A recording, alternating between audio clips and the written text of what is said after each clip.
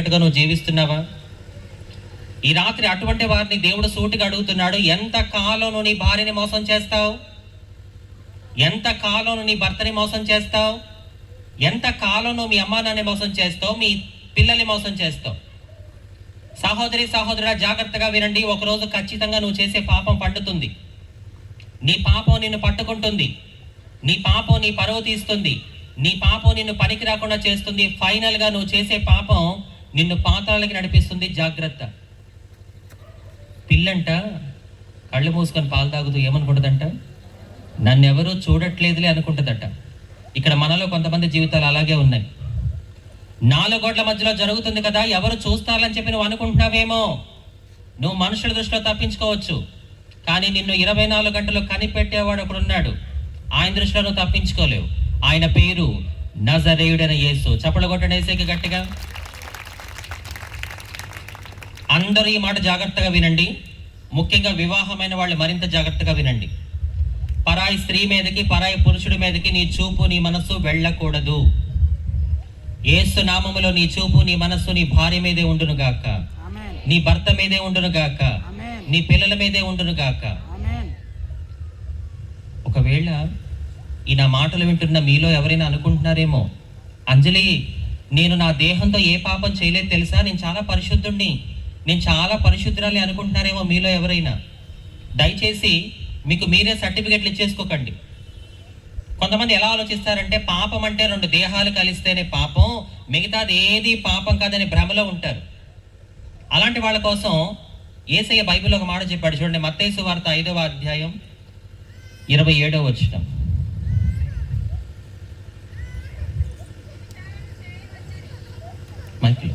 వ్యభిచారము చేయవద్దని చెప్పబడిన మాట మీరు విన్నారు కదా. నేను మీతో చెప్పున్నదేమనగా, ఒక స్త్రీ మోహపు చూపుతో చూచు ప్రతివాడు అప్పుడే తన హృదయమందు ఆమెతో వ్యభిచారము చేసిన వాడగును. ఇక్కడ ఉన్న స్త్రీలందరూ ఈ మాటలు జాగ్రత్తగా వినండి. ఇప్పుడు మనం చదువుకున్న ఈ వచనంలో దేవుడు పురుషుడు గురించి మాట్లాడుతున్నాడు కాబట్టి ఈ వచనం కేవలం బ్రదర్స్కే, పురుషులకే అనుకుంటున్నారా స్త్రీలు? అలా అనుకుంటే నువ్వు పొరబడినట్టే. నువ్వు స్త్రీవైనా సరే, పురుషుడివైనా సరే, ఒక స్త్రీనైనా ఒక పురుషుడినైనా నువ్వు మోహపు చూపు చూసిన ఎడల, మోహపు చూపు అంటే ఏంటి? తప్పుడు ఉద్దేశంతో నువ్వు చూసావంటే తక్షణమే ఆ స్త్రీతో, ఆ పురుషుడితో నువ్వు నీ హృదయంలో తప్పు చేసినట్టే. అలా చేస్తే బైబిల్ ఏం చెప్తుందో తెలుసా? ఆ కింద వచనాల్లో ఉంటుంది, ఇంటికి వెళ్ళాక చదవండి. నీ కుడి కన్ను తప్పు చేస్తే దాన్ని తీసి పారేయ్. నీ దేహమంతా నరకంలో పడిపోవడం కన్నా నీ దేహంలో ఒక అవయవం లేకపోవడం నీకు మంచిదేగా అంటున్నాడు దేవుడు. ఎంతమంది ఉన్నారు ఈ రోజుల్లో అలాంటి వాళ్ళు? అయ్యో నా కళ్ళు పాపాన్ని చూస్తున్నాయి, నా కళ్ళు తప్పు చేస్తున్నాయి, ఈ పాపిష్టి కళ్ళ వల్లే నా కట్టుకున్న భార్యకి అన్యాయం చేస్తున్నా, ఈ పాపిష్టి కళ్ళ వల్లే నా భర్తకు అన్యాయం చేస్తున్నా, ఈ కళ్ళ వల్లే నా మా అమ్మ నాన్నకు అన్యాయం చేస్తున్నా, నా పిల్లలకు అన్యాయం చేస్తున్నా. అంతా ఈ కళ్ళ ద్వారానే మొదలవుతుంది. కాబట్టి నేను ఈ కళ్ళు తీసేసుకొని నా దేహంతో పరలోకం వెళ్తాను అన్నవాళ్ళు ఉన్నారు ఈ భూమి మీద? ఉంటే అలాంటి వాళ్ళు లిస్ట్ ఇస్తారా? నీతిమంతుడు ఒక్కడునూ లేడు, అందరూ పాపము చేసి దేవుడు అనుగ్రహించి మహిమను పొందలేకపోతున్నారు. కాబట్టి నా ప్రియ సహోదరి సహోదరుడు, నువ్వు నీ కళ్ళని చాలా జాగ్రత్తగా కాపాడుకోవాలి. ఎందుకంటే వాక్యం చెప్తుంది మన దేహమునకు దీపము ఏంటంట? కన్నే. కాబట్టి నువ్వు నీ కళ్ళని ఖచ్చితంగా కాపాడుకోవాలి. మీరు అడగొచ్చు, అంజలి ఎందుకు మనం మన కళ్ళను కాపాడుకోవాలి? ఎందుకంటే మనం మన కళ్ళతో ఏదైతే చూస్తామో దాని గురించే ఆలోచిస్తాం. మనం ఏదైతే ఆలోచిస్తామో అదే చేస్తాం. ఇప్పుడు మీరు చెప్పండి, మనం ఆలోచించేది, మనం చేసేది దేని మీద ఆధారపడి ఉంది? నీ కళ్ళతో నువ్వు చూసే దాని మీద ఆధారపడి ఉంది. అందుకే నువ్వు నీ కళ్ళని చాలా జాగ్రత్తగా కాపాడుకోవాలి. That's why I always say, నేను ఎప్పుడు కూడా ఒక మాట చెప్తూ ఉంటాను. ఏంటో తెలుసా? నీ కళ్ళు బాగుంటే నీ ఒళ్ళు బాగుంటుంది, నీ ఒళ్ళు బాగుంటే నీ ఇల్లు బాగుంటుంది. చప్పలు కొట్టేసాను, కనపరచండి. నా ప్రియ సహోదరి సహోదరుడా, నీ కళ్ళు బాగుంటే నీ ఒళ్ళు బాగుంటుంది, నీ ఒళ్ళు బాగుంటే నెక్స్ట్ ఏంటి? నీ ఇల్లు కూడా బాగుంటుంది. బైబిల్లో దేవుని హృదయానుసారుడు అని బిరుదు కలిగిన దావీదు ఒకానొక సందర్భంలో యుద్ధానికి వెళ్లకుండా ఏం చేశాడో తెలుసా? సాయంత్రం దాకా పడుకొని సాయంత్రం ఎప్పుడో నిద్ర లేచి ఒంటరిగా మిద్దె మీద చక్కర్లు కొడుతున్నాడు. ఎలాగా? ఒంటరిగా. సహోదరి సహోదరుడా, నువ్వు ఒంటరిగా ఉన్నప్పుడు తుంటరి పని చేసేలా సాతాను నిన్ను ప్రేరేపిస్తాడు. మన జీవితంలో ఒంటరిగా ఉండే సందర్భాలు చాలా వస్తూ ఉంటాయి. అలాంటి సందర్భాలు వచ్చినప్పుడు మనం ఏం చేయాలో తెలుసా? ప్రార్థన చేసుకోవాలి, బైబిల్ చదువుకోవాలి, పాటలు పాడాలి, దేవుణ్ణి ఆరాధించాలి. నువ్వు ఒంటరిగా ఉన్నప్పుడు నువ్వు ఎంత దేవుడికి దగ్గరగా ఉంటే నీకు అంత మంచిది. లేదంటే నువ్వు ఒంటరిగా ఉన్నావా, నీ చేత తుంటరి పని చేయించడానికి సాతాను నీ పక్కనే కూటికాడ గుంటనక్కలకు ఎదురు చూస్తూ ఉంటాడు. జాగ్రత్త. ఆ రోజు దావీదు చేయాల్సిన పని యుద్ధానికి వెళ్ళాలి. సరే, యుద్ధానికి వెళ్ళలేదు, కనీసం ఇంట్లో ప్రార్థన చేయాలిగా. అయ్యా, నా ప్రజలందరూ కూడా దేశం కోసం ప్రాణాలు అర్పించి యుద్ధం చేస్తున్నారు, నా ప్రజలకి నా దేశానికి గెలుపుని దయచేయి తండ్రి అని ప్రార్థన చేయాలిగా. యుద్ధానికి వెళ్ళలేదు, ప్రార్థన చేయలేదు. ఆ రోజు దావీదు చేయాల్సిన పని దావీదు చెయ్యలేదు. ఇక్కడ మనం నేర్చుకోవాల్సిన పాఠం ఏంటో తెలుసా? మన జీవితంలో ఏ టైంలో ఏ పని చేయాలో ఆ పని చేయాలి. ఆ పని చెయ్యకపోతే మనం చెయ్యకూడని పనులు సాతాను మన చేత చేయిస్తాడు. గుర్తుపెట్టుకో. ఒక స్టూడెంట్గా నీ పని నువ్వు చదువుకోవడం, ఒక ఇంటి ఇల్లాలుగా నీ పని నీ భర్తని నీ పిల్లల్ని చక్కగా చూసుకుంటూ నీళ్ళని కట్టుకోవడం, ఒక ఉద్యోగిగా ఒక వ్యాపారిగా నీ పని నువ్వు చేసే ఉద్యోగాన్ని నువ్వు చేసే వ్యాపారాన్ని నమ్మకంగా చేయడం. అలా కాకుండా నువ్వు నీ జీవితంలో ఏ టైంలో ఏ పని చెయ్యాలో ఆ పని చెయ్యకుండా నువ్వు బద్దకించావా, జరిగేది ఏంటో తెలుసా? నువ్వు చెయ్యకూడని పనులు సాతాను నీ చేత చేయిస్తాడు. ఫైనల్గా నిన్ను చేతకాని వాడిని చేసేస్తాడు. జాగ్రత్త. ఆ రోజు దావీదు చేయాల్సిన పని యుద్ధానికి వెళ్ళాలి, కనీసం ఇంట్లో ప్రార్థన చేయాలి. రెండూ చేయలేదు. సాయంత్రం దాకా పడుకున్నాడు. సాయంత్రం ఎప్పుడో నిద్ర లేచి ఒంటరిగా డాబా మీద చక్కర్లు కొడుతున్నాడు. సాతాను చూశాడు, అరే దావీదు ఒంటరిగా ఉన్నాడు, ఒంటరిగా ఉన్న ఈ దావీదు చేత తుంటరి పని చేయించడానికి this is the right time అనుకున్నాడు. అంతే, అందమైన అమ్మాయిని చూసేలా చేశాడు. దావీదు కూడా చూసేశాడు. అమ్మాయిని చూసి కళ్ళని పాడు చేసుకున్నాడు. ఆమెను తీసుకొని వచ్చి ఆమెతో సేనించి ఒళ్ళు పాడు చేసుకున్నాడు. తర్వాత ఏం పాడైపోయింది? గడిగా చెప్పండి. ఇల్లు పాడైపోయింది. ఇల్లు పాడైపోయిందంటే ఎలాగో తెలుసా? దావీదు చేసిన పాపం వల్ల దావీదుకున్న సంతానంలో 4 కొడుకులు పోగొట్టుకున్నాడు.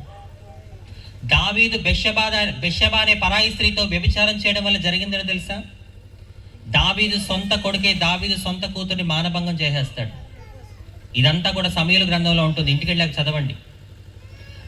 నా ప్రియ సహోదరి సహోదరుడా, నువ్వు చేసే పాపిష్టి పనుల వల్ల, ఆ పాపిష్టి పనుల వల్ల వచ్చే శాపం నీ పిల్లలకి శాపంగా మారకూడదు.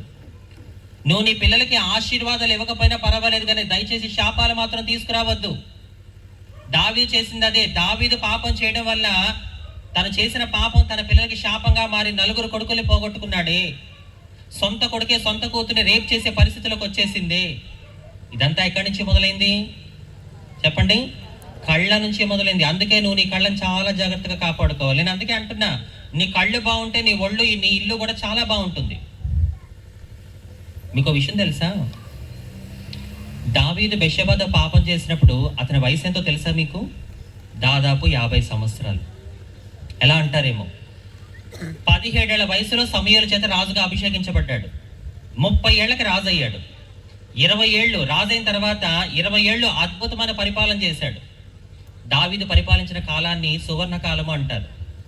30 ఏళ్ళకి రాజు అయ్యాడు, 20 ఏళ్ళ గొప్ప పాలన చేశాడు. 30 + 20 ఎంత? 50 ఏళ్ళు. 50 ఏళ్ల వయసులో బెత్షెబాతో పాపం చేసేలా సాతాను దావీదుని ప్రేరేపించాడు. సహోదరి సహోదరుడా, జాగ్రత్తగా వినండి. 50 ఏళ్ల వయసున్న దావీదునే సాతాను పాపములో పడేయగలిగితే మరి 20, 30, 40 ఏళ్ల వయసున్న మన సంగతి ఏంటి? కాబట్టి నువ్వు నీ జీవితంలో ఒక్క క్షణం అలక్ష్యంగా ఉన్నా నీ లైఫ్లో ఏమన్నా జరిగిపోద్ది. దయచేసి నువ్వు నీ జీవితంలో ఎప్పుడు అలక్ష్యంగా ఉండొద్దు. అందుకే పౌలు గారు కొరింథీ సంఘానికి రాస్తూ ఒక మంచి మాట చెప్పారు. చూడండి, 1 కొరింథీ 10వ అధ్యాయం 11, 12 వచనాలు చదవండి. మంచి మాట చెప్పారు. ఈ మాట జాగ్రత్తగా వినండి అందరూ.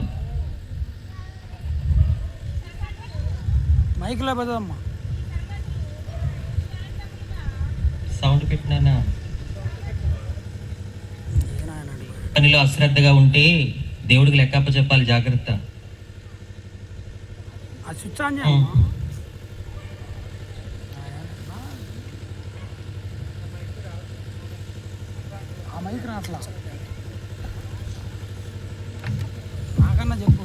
చూడమ్మా.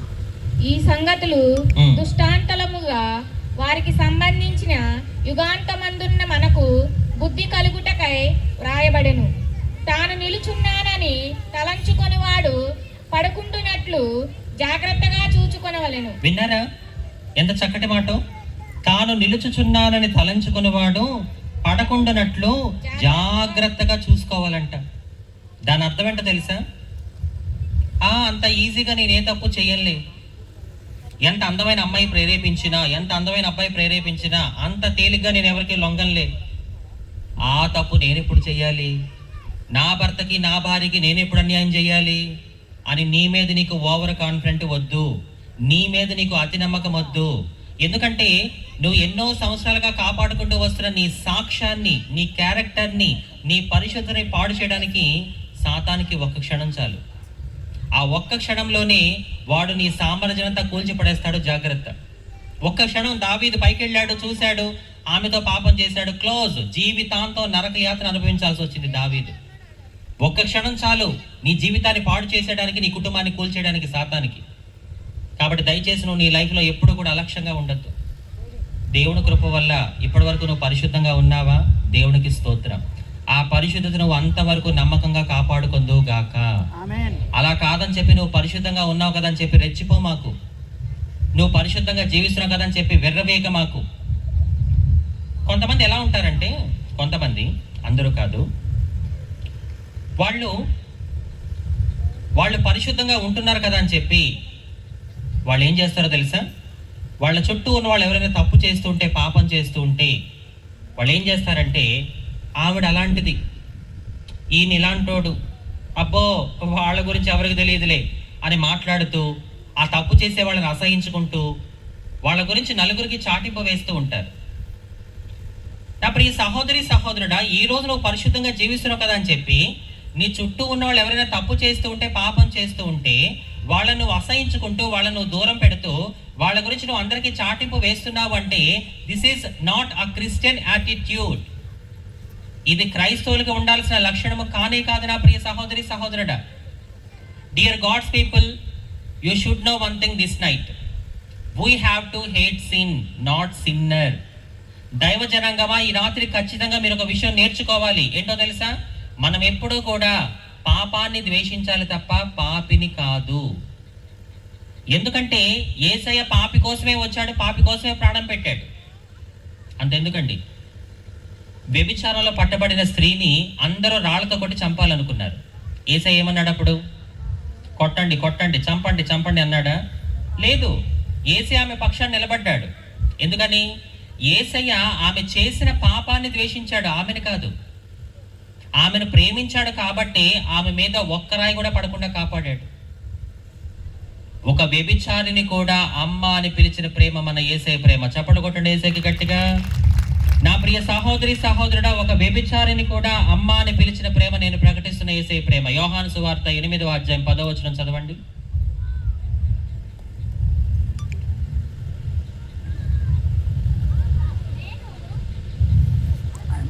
యేసు తల ఎత్తి చూచి, అమ్మా వారెక్కడ ఉన్నారు? యేసు తల ఎత్తి చూసి, అమ్మా వారెక్కడ ఉన్నారు? వారెక్కడ ఉన్నారు? ఎవరునూ నీకు శిక్ష విధింపలేదా అని అడిగెను. ఆమె, లేదు ప్రభువా అనెను. అందుకు యేసు, నేనును నీకు శిక్ష విధింపను, నీవు వెళ్ళి ఇక పాపము చేయకుము అని ఆమెతో చెప్పెను. దొండపాడు ప్రాంతములో మైకు ద్వారా అయినా మాటలు వింటున్న ప్రియ సహోదరి సహోదరా వినండి. ఈ భూమి మీద ఒక వ్యభిచారిని కూడా, ఒక పడుపు వృత్తి చేసుకునే స్త్రీని కూడా అమ్మ అని పిలిచిన ప్రేమ నేను ప్రకటిస్తున్న యేసయ్య ప్రేమ. చప్పలు కొడతారా నా యేసయ్యకి గట్టిగా?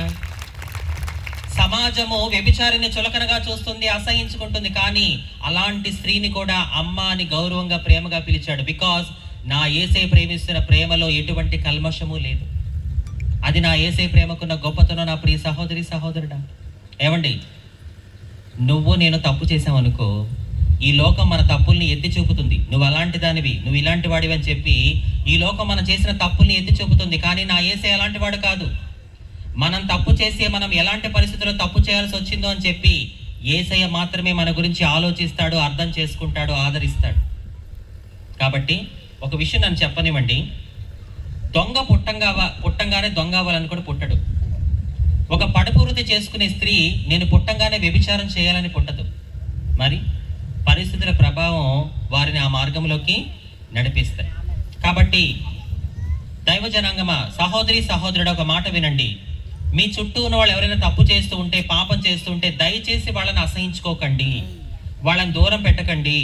క్రీస్తు ప్రేమతో వాళ్ళని ప్రేమించండి. ఈ లోకములో ఎంత ఘోర పాపినైనా, ఎంత నీచమైన వ్యక్తి అయినా మార్చగలిగే శక్తి మన యేసయ్య ప్రేమకి ఉంది. నమ్మిన వాళ్ళు చప్పట్లు కొడతారా? I have a question for you.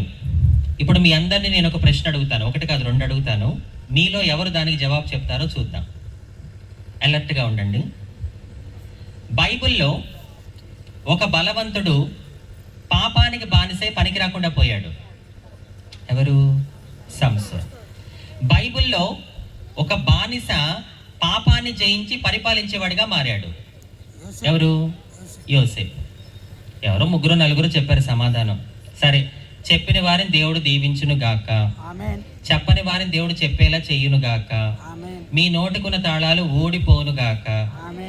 అది కూడా ఆమెనే. అంటే మీ నోటికి తాళం ఉందని మీరే ఒప్పేసుకున్నారు. సరే, ఆమెనన్నారుగా, ఆ తాళం ఊడిపోయింది కాబట్టి ఇప్పుడు మీరు ఖచ్చితంగా మాట్లాడాల్సిందే. రైట్, సంతోషం. చెప్పిన వారిని బట్టి నేను దేవుడిని స్తుతిస్తున్నాను.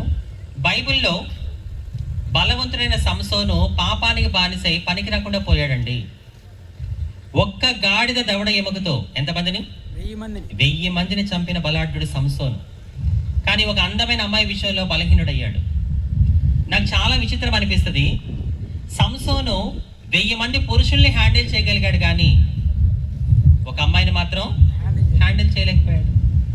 పైకి మాత్రం చాలా బలవంతుడు, కానీ లోపల శరీర సంబంధమైన విషయంలో చాలా బలహీనుడు. ఈ రాత్రి ఇక్కడ ఉన్న మనలందరినీ దేవుడు అడుగుతున్నాడు, నా కుమారుడా, నా కుమార్తె, నువ్వు పైకి చాలా నీతిగా, యథార్థంగా, పరిశుద్ధంగా కనబడుతున్నావు, కానీ నీ లోపలి మాట ఏమిటి? నీ అంతరంగం ఎలా ఉంది?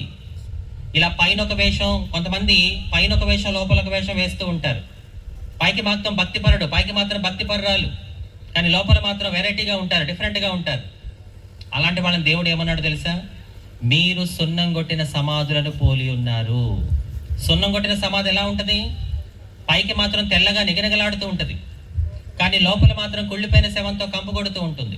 చూడండి, మత్తయి సువార్త 23వ అధ్యాయం 27-28 వచనాలు. అయ్యో, వేషధారులైన శాస్త్రులారా, పరిసయ్యులారా, మీరు సున్నము కొట్టిన సమాధులను పోలి ఉన్నారు. అవి వెలుపల శృంగారముగా అగుపడును గాని లోపల చచ్చిన వారి ఎముకలతోనూ సమస్త కల్మషముతోనూ నిండి ఉన్నవి. అలాగే మీరు వెలుపల మనుషులకు నీతిమంతులుగా నగుపడుచున్నారు గాని లోపల వేషధారణతోనూ అక్రమముతోనూ నిండి ఉన్నారు. విన్నారా? ఇక్కడ దేవుడు సున్నం కొట్టిన సమాధులను పోలి ఉన్నారు అని ఎవరిని అన్నాడు అని మనం ఆలోచిస్తే శాస్త్రులే, పరిసయ్యులే అన్నాడు. అంత పెద్ద మాట దేవుడు ఎందుకు వాళ్ళకి ఉపయోగించాడని మనం ఆలోచిస్తే, ఆ రోజుల్లో శాస్త్రులు, పరిసయ్యులు ధర్మశాస్త్రాన్ని బోధించేవారండి. మనకి ఇప్పుడున్నంత పరిశుద్ధ గ్రంథం అప్పట్లో వాళ్ళకి లేదు. వాళ్ళకి ధర్మశాస్త్రం అంతా క్షుణ్ణంగా తెలుసు. నిద్రలో తట్టిలే పడిగిన టకటగా చెప్పే అంత టాలెంట్ ఉంది వాళ్ళల్లో. అలాంటి మహాజ్ఞానము కలిగిన ఆ ధర్మశాస్త్రాన్ని బోధించే ఆ శాస్త్రులు, పరిసయ్యులు ఆ రోజుల్లో చేసేది తెలుసా? చెప్పేదొకటి, చేసేదొకటి, బోధించేదొకటి, బ్రతుకొకటి. వాళ్ళని ఉద్దేశించే దేవుడు అంటున్నాడు, మీరు సున్నం కొట్టిన సమాధులను పోలి ఉన్నారు అని చెప్పి. ఈ రాత్రి దేవుడు మనతో కూడా అదే అంటున్నాడు, నా కుమారుడా, నా కుమార్తె, నువ్వు సంఘములో ఒకలాగా, సమాజంలో ఒకలాగా ఉంటానంటే నేను ఒప్పుకోను. నువ్వు 4 గోడల మధ్యలో ఒకలాగా, నలుగురిలో ఒకలాగా ప్రవర్తిస్తానంటే నేను ఊరుకోను. 2 పడవల మీద కాలేస్తే మధ్యలో నువ్వే మునిగిపోతావు. కాబట్టి నువ్వు ఉంటే వెచ్చగానైనా ఉండు, చల్లగానైనా ఉండు, నువ్వెచ్చగా అస్సలు ఉండద్దు అంటున్నాడు. చూడండి, ప్రకటన గ్రంథం 3వ అధ్యాయం 15-16 వచనాలు.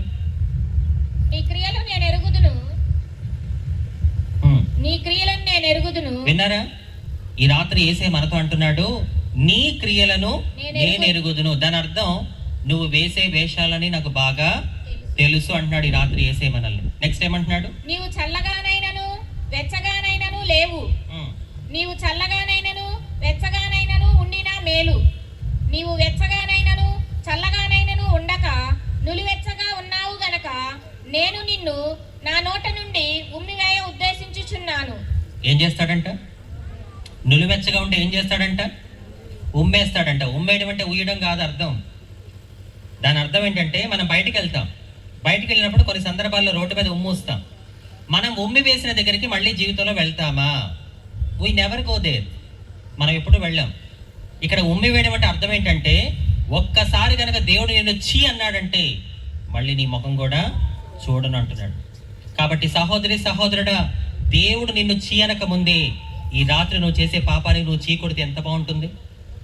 దేవుడు నిన్ను విడిచిపెట్టక ముందే ఈ రాత్రి నువ్వు చేసే తప్పుకి, ఆ పాప జీవితానికి నువ్వు విడిచిపెట్టేస్తే ఎంత బాగుంటుందో ఆలోచించు. ఇప్పుడు యోసేపు దగ్గరికి వద్దాం. యోసేపు ఐగుప్తు దేశానికి బానిసగా వెళ్ళాడు. అదే దేశంలో పాపాన్ని జయించి పరిపాలించేవాడిగా మారాడు. పుట్టిన దేశంలోనే మన బ్రతుకులు సరిగ్గా లేవు. మొన్న నేను రీసెంట్గా కువైట్ దేశం వెళ్ళాను. ఆ కువైట్ దేశంలో మన తెలుగు వాళ్ళు చాలా మంది బానిసల్లా జీవిస్తున్నారు. పాపం భర్త కోసం, భార్య కోసం, పిల్లల్ని బాగా చదివించుకోవాలి, సొంత ఊళ్ళో ఒక ఇల్లు కట్టుకోవాలనే ఉద్దేశంతో మన తెలుగు వాళ్ళు చాలా మంది ఆ కువైట్ దేశంలో చాలా కష్టాలు పడుతూ పనిచేస్తూ ఉన్నారు. ఎందుకని? పుట్టిన దేశంలో మన జీవితాలు సరైన అవకాశాలు లేక బయట దేశాల్లో వలస వెళ్ళి బానిసలా జీవిస్తున్నారు. అదే విధంగా ఆ రోజుల్లో యోసేపు కూడా ఐగుప్తు దేశానికి బానిసగా వెళ్ళాడు. బానిసగా వెళ్ళిన యోసేపు అదే దేశానికి ప్రధానమంత్రి అయిపోయాడు. ఎంత ఆశ్చర్యమో తెలుసా? ఒకసారి ఊహించండి, ఈ రాత్రికి రాత్రే మీరు ఈ ప్రాంతానికి ఎమ్మెల్యే అయిపోయారు, ఎంపీ అయిపోయారు, సర్పంచ్ అయిపోయారు, కార్పొరేటర్ అయిపోయారు, పోనీ ఆంధ్రాకి మీరు సీఎం అయిపోయారు. ఎలా ఉంటుంది? మీరు అడగొచ్చు, మీరు అనొచ్చు, ఏంటంజలి నేను ఎమ్మెల్యేనా, నేను ఎంపీనా, నేను సీఎంనా అని చెప్పి. అది మీకు విచిత్రంగా అనిపించవచ్చు. అదే జరిగింది యోసేపు జీవితంలో కూడా. ఐగుప్తు దేశానికి బానిసగా వెళ్ళాడు. అనుకోలేదు ఈ దేశాన్ని పరిపాలించే ప్రధానమంత్రిని అయిపోతానని చెప్పి. ఈ బానిసత్వం నుంచి కొంచెం మంచి జీవితం వస్తే చాలు అనుకున్నాడు. కానీ యోసేపు పరిశుద్ధంగా జీవించాడు కాబట్టి దేవుడు ఆ బిడ్డను హెచ్చించాడు. పరిశుద్ధమైన జీవితం యోసేపు దగ్గర ఉంది కాబట్టి ఉన్న స్థితి నుంచి ఉన్నతమైన స్థితికి చేరాడు. నాకు అనిపిస్తుంది, ఆ రోజుల్లో యోసేపు గురించి దేవుడు ఇలా అనుకొని ఉంటాడు. నేను అనుకుంటాను, జస్ట్ నేను ఇమాజిన్ చేస్తూ ఉంటా. ఏమని? అరే నాన్న యోసేపు, అందమైన అమ్మాయి పిలిస్తే ఎగబడి వెళ్ళే కుర్రాళ్లే చూశాను, కానీ నీలా కంట్రోల్ చేసుకుని అసహించుకుని పారిపోయే కుర్రాళ్ళు మాత్రం నేను చూడలేదురా. నువ్వు నాకు నచ్చావురా బంగారం. నువ్వు ఈ దేశానికి బానిసగా వచ్చావు కదా, నాకు కావలసిన పరిశుద్ధమైన జీవితం నీ దగ్గర ఉంది కాబట్టి నిన్ను ఇదే దేశంలో హెచ్చిస్తాను అన్నాడు. అదే దేశానికి దేవుడు యోసేపుని ప్రధానమంత్రిని చేశాడు. నా ప్రియ సహోదరి సహోదరుడా, నువ్వు గనక పరిశుద్ధంగా జీవించగలిగితే నా దేవుడు నిన్ను దీవించాలని, ఆశీర్వదించాలని, నీ స్థితిని మార్చాలని ఎంతో ఆశపడుతూ ఉన్నాడు. కానీ జీవించట్లేదుగా మనం. ఈరోజు నీ కుటుంబానికి ఆశీర్వాదం లేదు అంటే నువ్వు చేసే తప్పుడు పనులు కాదు. ఈరోజు నీ జీవితంలో ఎదుగు బదుగు లేదంటే నువ్వు చేసే పాపిష్టి పనులు కాదు.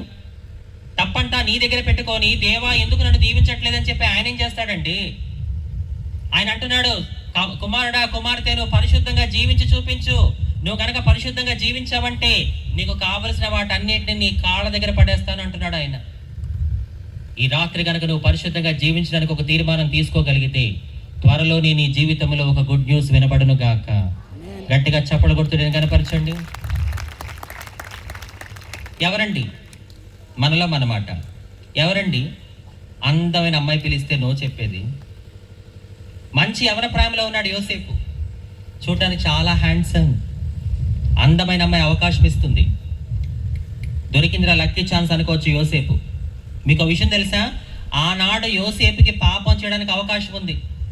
అరే యోసేపు, పనిచేస్తున్న యజమాని ఇంట్లో ఏంట్రా ఈ పాపిష్టి పని అని అడగడానికి పక్కనే అమ్మా నాన్న లేరు, అన్నదమ్ములు లేరు, ఇంటి యజమాని కూడా లేడు. ఆ గదిలో యోసేపు ఈ అమ్మాయి ఉన్నారు. తప్పు చేస్తే మూడో కంటి కూడా తెలియదు.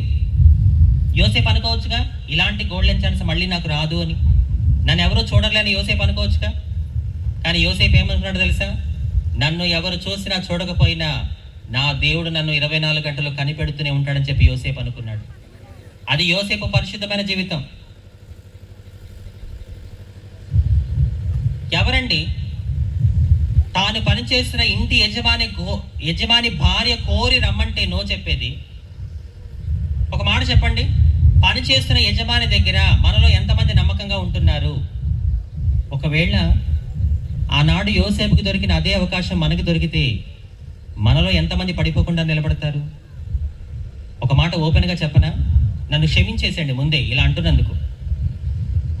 ఇక్కడున్న మనలో కొంతమంది అవకాశాలు లేక పాపం చేయడం లేదు, అంతే. అవకాశాలు లేక, అవకాశాలు దొరకక తప్పు చేయకుండా ఉండడం, పాపం చేయకుండా ఉండడం పెద్ద గొప్ప విషయం అనుకుంటున్నావా నువ్వు? అవకాశం ఉండి కూడా పాపం చేయకుండా యోసేపులా పారిపోవడం, యోసేపులా అసహించుకోవడం, అది కదా గొప్ప విషయం. Let me ask one thing. ఒక విషయం నన్ను అడగనివ్వండి. నువ్వు పని చేస్తున్న చోట నీకు ఉద్యోగం ఇచ్చిన వ్యక్తి నిన్ను పాపం చేయమని ప్రోత్సహిస్తే, నీ జీతం పెంచుతానని నీకు ఎరవేస్తే, నీకు ప్రమోషన్ ఇస్తానని, నీ జాబ్ని పర్మనెంట్ చేస్తానని చెప్పి నీకు ఆశ చూపితే, మనలో ఎంతమంది దానికి లొంగకుండా లోపడకుండా ఉంటారు? ఆలోచించండి. ఆ రోజు ఇంటి యజమాని భార్య యోసేపుతో అంటుంది, యోసేపు నాతో నా భర్త లేడు, రా ఎంజాయ్ చేద్దామంటే యోసేపు అంటున్నాడు, ఓసే పిచ్చిదానా, నీతో నీ భర్త లేడేమో, నాతో నా దేవుడు ఉన్నాడు. కొట్టు బిగ్గరగా చప్పట్లు యోసేపుకి, బిగ్గరగా చప్పట్లు కొట్టాలి. యజమాని భార్య అంటుంది, యోసేపు నాతో నా భర్త లేడు, రా ఇద్దరం కలిసి ఆనందిద్దామంటే యోసేపు అంటున్నాడు, అమ్మా మహాతల్లి, నీతో నీ భర్త లేడేమో, దేశం కాని దేశంలో ఉన్న నా దేవుడు నాతోనే ఉన్నాడని చెప్పాడు. అది యోసేపు యొక్క పరిశుద్ధమైన జీవితం, అది యోసేపు యొక్క ఆత్మీయమైన జీవితం. మీకు విషయం తెలుసా అండి, ఆ అమ్మాయి యోసేపుకి ఒక్కరోజు కదా అవకాశం ఇచ్చింది. కొన్ని ఒక్కరోజు అంటే ఒక్కరోజే అమ్మాయి పిలిచింది కదా, ఎలాగో కంట్రోల్ చేసుకున్నాడులే, ఎలాగో జయించేశాడులే అని అనుకోవచ్చు. కానీ ఒక్కరోజు కాదు, ప్రతిరోజు. చూడండి ఆదికాండం 39వ అధ్యాయం 9-10 వచనాలు. ఈ ఇంటిలో నాకంటే పైవాడు ఎవడునూ లేడు, నీవు అతని భార్యవైనందున నిన్ను తప్ప మరి దేనిని నాకు అప్పగింపి ఉండలేదు. కాబట్టి నేనెట్లు ఇంత ఘోరమైన దుష్కార్యము చేసి దేవునికి విరోధముగా పాపము కట్టుకొందునని తన యజమాని భార్యతో అనెను. దినదినము ఆమె యోసేపుతో మాట్లాడుచుండెను గాని, దినదినము అంటే ప్రతిరోజు, ఎవ్రీడే, ప్రతిరోజు. దినదినము యోసేపు మాట్లాడుచుండెను గాని అతడు ఆమెతో శయనించుటకైన, యోసేపుతో ఒక్క అక్షరం పోయిందా మీనింగ్ మారిపోద్ది. యోసేపుతో చదవమ్మ మళ్ళీ. ఆమె యోసేపుతో మాట్లాడుచుండెను గాని అతడు ఆమెతో శయనించుటకైనను ఆమెతో నుండుటకైనను ఆమె మాట విన్నవాడు కాడు. చూసారా, ఆ స్త్రీ అంటుంది, Joseph come with me, Joseph come with me, this is the right time to enjoy. ఇదే మనం ఎంజాయ్ చేయడానికి సరైన సమయం అంటే యోసేపు అంటున్నాడు, నో, నెవర్, నా దేవుడు నన్ను చూస్తున్నాడు. సహోదరి సహోదరుడు, ఒక మాట చెప్పనా, నువ్వు నీ జీవితంలో వేటికి నో చెప్పాలో వాటికి నువ్వు నో చెప్పగలిగితే నా దేవుడు నిన్ను దీవించడానికి ఎస్ అంటాడు. నువ్వు వేటికి నో చెప్పాలో నీకు బాగా తెలుసు. తెలివితేటలు, అతికి తెలివితేటలు ఉపయోగించమాకండి ఇక్కడ. అంజలి, మేము వేటికి నో చెప్పాలని చెప్పి అతికి తెలివితేటలు ఉపయోగించొద్దు దయచేసి. నీకు తెలుసు నువ్వు వేటికి నో చెప్పాలో, వాటికి గనక నువ్వు నో చెప్పగలిగితే నా దేవుడి రాత్రి నిన్ను దీవించడానికి ఎస్ అంటాడు. అది మన దేవుడిలో ఉన్న గొప్పతనం. విచిత్రం చూడండి, అక్కడేమో దావీదు బెత్షెబా పిలవకుండానే పిలిపించుకొని మరి పాపం చేశాడు. ఇక్కడేమో యోసేపు ప్రతిరోజు పిలుస్తున్న పాపం చేయకుండా పారిపోయాడు. ఒకసారి యోసేపుకి చప్పట్లు కూడా దేవుడు కనపరుస్తారా? ఎలా అంజలి, ఒక అందమైన అమ్మాయి ప్రతిరోజు పిలుస్తున్నా ఎలా యోసేపు జయించగలిగాడు? నేను ఆయా ప్రాంతాలు వెళ్తున్నప్పుడు కొంతమందిని కలుస్తూ ఉంటా. వాళ్ళు అంటారు, అంజలి అక్క, నేను చాలా పాపంలో కూరుకుపోయాను, పాపపు ఊపిలో నేను మునిగిపోయాను, నేను చాలా తప్పులు చేస్తూ నేను పరిశుద్ధంగా జీవించలేకపోతున్నాను. ఎందుకంటే నా చుట్టూ ఉన్న సర్కిల్ అలాంటిది, నేను చేసే ఉద్యోగం అలాంటిది, నేను చదువుతున్న కాలేజ్ అలాంటిది, అందుకే నేను పరిశుద్ధంగా ఉండలేకపోతున్నాను, అందుకే నేను ఆత్మీయంగా జీవించలేకపోతున్నానని చెప్పి చాలామంది సాకులు చెప్పి సమర్థించుకుంటూ ఉంటారు. But I'm not agree with them. నేను అస్సలు వాళ్ళతో ఏకీభవించను. నా చుట్టూ ఉన్న కాలేజ్ అలాంటిది, నా చుట్టూ ఉన్న మనుషులు అలాంటి వాళ్ళు, నా చుట్టూ ఉన్న సర్కిల్ అలాంటిది, అందుకే నేను తప్పు చేయాల్సి వస్తుంది, అందుకే నేను పాపం చేయాల్సి వస్తుంది అని చెప్పి సాకులు చెప్తే నేను ఒప్పుకోను. ఎందుకో తెలుసా? ఈ మాట జాగ్రత్తగా వినండి. పడవ చుట్టూ మహాసముద్రం ఉంటుంది. పడవ చుట్టూ మహాసముద్రం ఉంటుంది. ఆ సముద్రం ఎంత పెద్దదైనా ఆ పడవని ముంచలేదు. కానీ ఆ పడవను ముంచేది ఏంటో తెలుసా? దాని చుట్టూ ఉన్న సముద్రం కాదు, దాని లోపలికి వచ్చే నీళ్లు మాత్రమే ఆ పడవను ముంచగలవు. దాని అర్థం ఏంటంటే నీ చుట్టూ ఎంత పాపిష్టి పద్ధతులు ఉన్నా, నీ చుట్టూ ఎంత పాపిష్టి మనుషులు ఉన్నా, అవి నీ జీవితం అనే పడవని ముంచలేవు. నీ జీవితం అనే పడవని ముంచేది, నిన్ను నాశనం చేసేది, నీ కుటుంబాన్ని కుప్పకూల్చేది ఏంటో తెలుసా? ఏ నీచుడినైతే నువ్వు నీ జీవితం అనే పడవలోకి రాణిస్తావో, ఏ నీచురాలనైతే నువ్వు నీ జీవితం అనే పడవలోకి రాణిస్తావో, వాళ్లే నీ జీవితం అనే పడవని ముంచేస్తారు. జాగ్రత్త.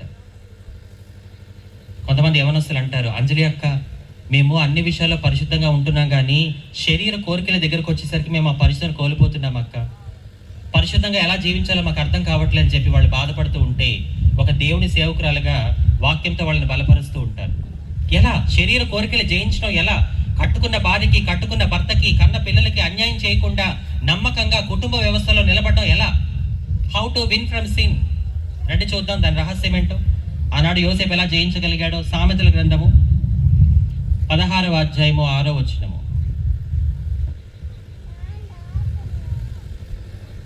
కృపాసత్యము వలన దోషమునకు ప్రాయచిత్తము కలుగును, యెహోవా యందు భయభక్తులు కలిగి ఉండుట వలన మనుషులు చెడుతనము నుండి తొలగిపోవుదురు. విన్నారా? యెహోవా యందు భయభక్తులు కలిగి ఉండుట వలన మనుషులు చెడుతనము నుండి తొలగిపోవుదురు. ఎప్పుడైతే నీ గుండెల్లో దేవుడు అంటే భయం ఉంటుందో, అప్పుడు నీకు పాపం అంటే అసహ్యం కలుగుతుంది, పాపం అంటే చిరాకు పడుతుంది. నిన్ను ఎంత అందమైన అబ్బాయి ప్రేరేపించినా, ఎంత అందమైన అమ్మాయి ప్రేరేపించినా అస్సలు నువ్వు పాపం చేయడానికి ఇష్టపడవు. ఎప్పుడు? నీ గుండెల్లో దేవుడి భయం ఉన్నప్పుడు. ఆనాడు యోసేపు గుండెల్లో దేవుడి భయం ఉంది కాబట్టి దేశం కాని దేశంలో కూడా పరిశుద్ధంగా ఉన్నాడు. పుట్టిన దేశంలో, పుట్టిన ఊర్లో, పుట్టిన జిల్లాలో, పుట్టిన రాష్ట్రంలో మనం పరిశుద్ధంగా ఉండలేకపోతున్నాం. దేశం కాని దేశంలో కూడా యోసేపు పరిశుద్ధంగా ఉన్నాడంటే కారణం అతని గుండెల్లో దేవుడి భయం ఉంది. నీ గుండెల్లో దేవుడి భయాన్ని ఈ రాత్రి నా యేసయ్య పుట్టించును గాక. శరీర కోరికలు జయించే శక్తిని దేవుడు మనకు దయచేయును గాక.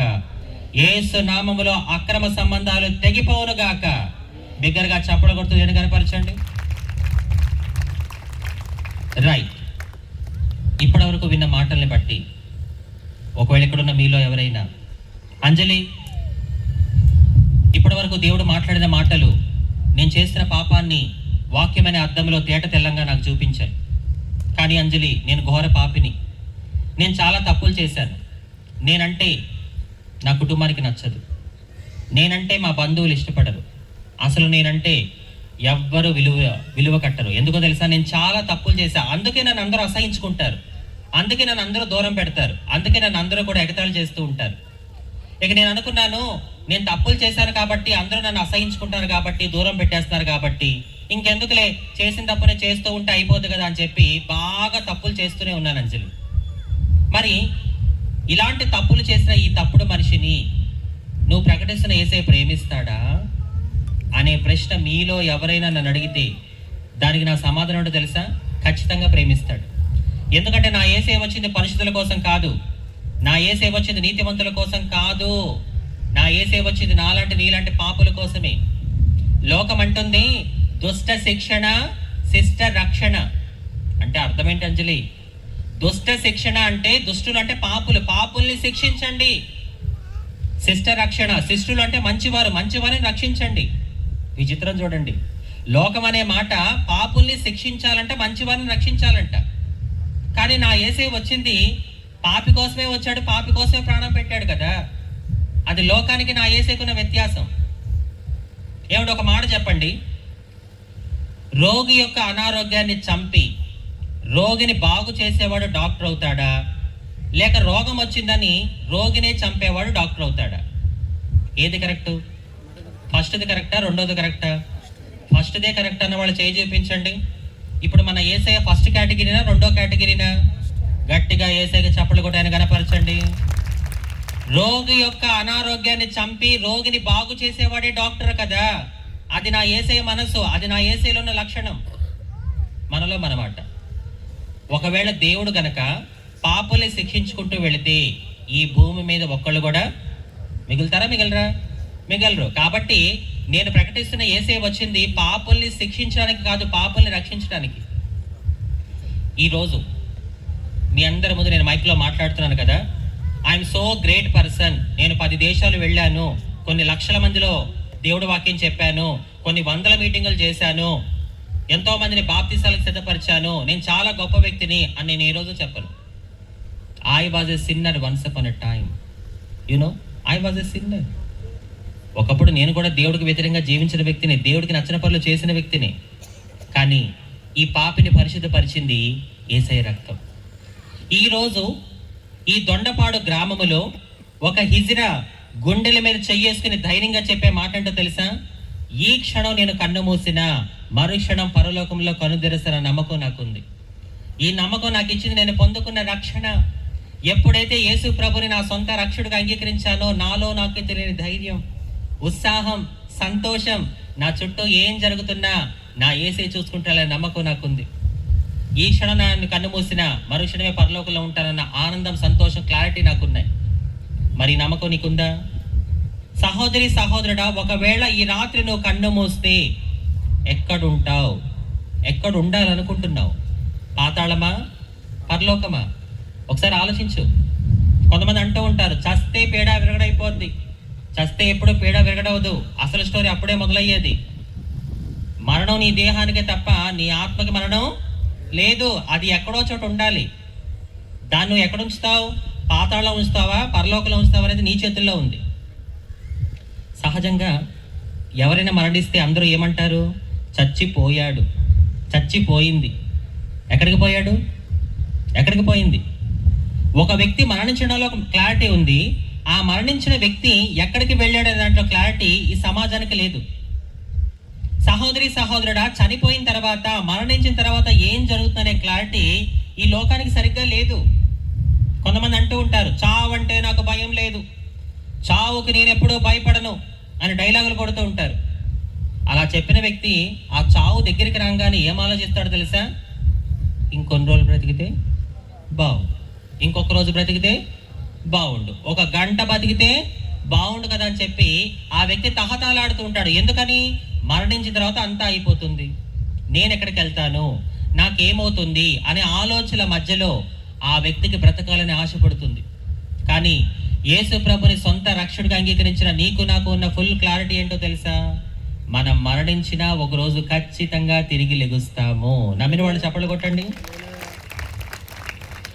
మనం మరణించినా ఒక రోజు ఖచ్చితంగా తిరిగి లెగుస్తాము. ఎవరైతే యేసు ప్రభుని సొంత రక్షకుడిగా అంగీకరించారో వారికి మాత్రమే ఈ నమ్మకం, ఈ విశ్వాసం ఉంటాయి. మరి ఆ రక్షణ నీకు కావాలా?